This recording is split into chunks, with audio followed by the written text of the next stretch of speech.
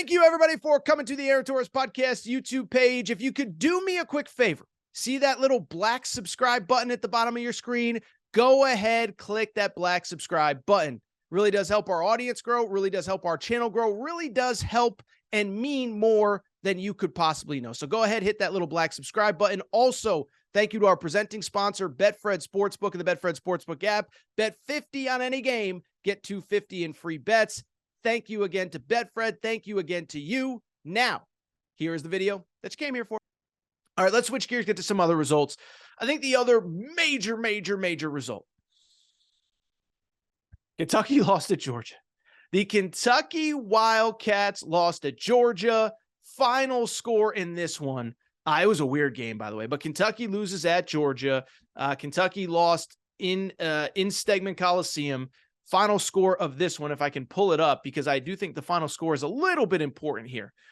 But the final score is 75-68. It is obviously Kentucky's second straight loss. They lost to Arkansas at home on Tuesday. And with it, this is an important result now. This is an important result. With it, Kentucky is now on the wrong side of the bubble, according to Joe Lunardi. Joe Lunardi said that if Kentucky lost this game, they were in the last four in after the Arkansas loss. They are now officially out of the field of 68. And so with it, I want to break this down. I want to talk about it, but I will reiterate what I said last week. A few weeks ago, I made the determination that I will never call for John Calipari's job on this show again, for the simple reason that I do think, listen, we can talk about who other candidates would be, this and that.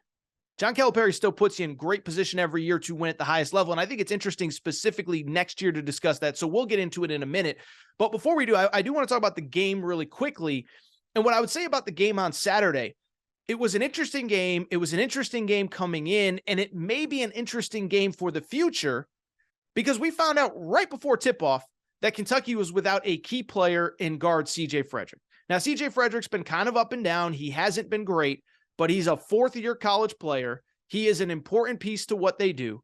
He is a very good three-point shooter, shooting 34% on the season and averaging just under 8 points per game. So we find out right before tip-off that C.J. Frederick isn't going to play. Then we find out right before tip-off that Sahvir Wheeler also is not going to play. He's been out for a couple games. So I do think that is important, and I would contextualize by saying I think it played a big role in this game, and let me explain why. With those two out, you basically have two SEC caliber guards on your roster. No disrespect to the kid, Adu Thiero, freshman, project, a project, I guess you would say, as far as a player. He's not ready for the SEC. And every time I say anything, Kentucky fans get, he plays so hard. He can't dribble. Every time he grabs the ball, he's fumbling, like whatever. Without those two guys, you have two SEC caliber guards, and I think we saw on Saturday the impact that can have. Cason Wallace, Kentucky's best player, goes down, and he is their best player, by the way, better than Oscar Tshiebwe. He goes out with two early fouls, and I think that was actually John Calipari's big mistake. If I was critical of John Calipari with one thing, it was that he never brought John Calipari did like the old school coaching thing of when you get two fouls in the first half, you go to the bench and you stay there. I think in 2023, especially with shortened benches, especially in the transfer portal era, we now have the analytics. It doesn't make sense to send a guy to the bench with two fouls for the entire first half, especially a guard, by the way. It's one thing if it's a big man, one thing if it's a guy down low banging bodies, but a guard, it doesn't make sense. So Calipari sends Cason Wallace to the bench. And when he does, Georgia goes on a run. Georgia goes up 10 at halftime, and it was unbelievable. Once Cason Wallace came back in the game, Kentucky made a run. Now, Cason Wallace didn't even play well. This was maybe his worst game of the season, to be honest. But having him in, running the show, it completely changed everything that Kentucky did. So that was my biggest criticism of John Calipari from this game and for this loss.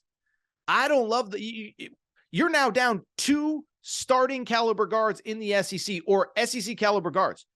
You can't send guys to the bench for 14-minute stretches and expect to survive. Well, what happens? Cason Wallace comes in. Kentucky takes a lead. Kentucky's up 52-48. Kentucky eventually melts down the stretch. They do not win. And with it, and this is important, They are now on the outside looking in of the NCAA tournament picture. Now, two things on Kentucky. One, I am going to stand. I'm drawing my line in the sand, and I'm going to stand with what I said after the Arkansas loss a few nights ago. I still think Kentucky is going to make the NCAA tournament, but I will readily admit that there's a little bit to a caveat to it. I kind of need to know what their health status is. And by the way, this goes back to something I said in the preseason. In the preseason, I had Kentucky ranked a little bit lower than most of the media. Now, it wasn't super low. I think I had them maybe 8 or 9, 10, 11, but I think they started top 5 in most places. And one thing I explicitly said, I said 2 of your most important players, Sahvir Wheeler and CJ Frederick, have a history of always being injured. Now, I understand the CJ Frederick thing was a freak thing, got fouled and fell into a camera. So I get that was a freak thing.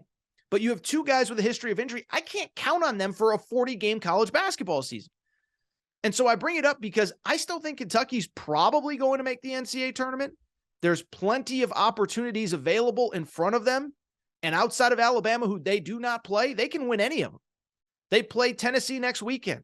They've already beaten Tennessee. If Cason Wallace stays out of foul trouble, I think they might be favored. I think they should win that game. Auburn's at home. Arkansas on the road. Mississippi State just won at Arkansas on Saturday, so you can't tell me that Kentucky can't go to Bud Walton and get that win. But I don't think it's a guarantee when you only have 2 SEC caliber guards on the roster, and it'll be interesting down the stretch. And it would be interesting to see what the scenario would be like if Kentucky did not make the tournament this year. Now, to me, I still feel like one, Kentucky can't get out of John Calipari's contract. 2, it feels like it would be a Jimbo Fisher thing. How do you restructure? How do you do this? How do you do that? But let me wrap by saying this.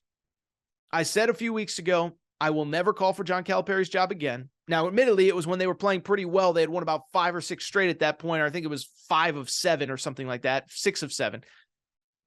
But I bring it up because next year's kind of the year.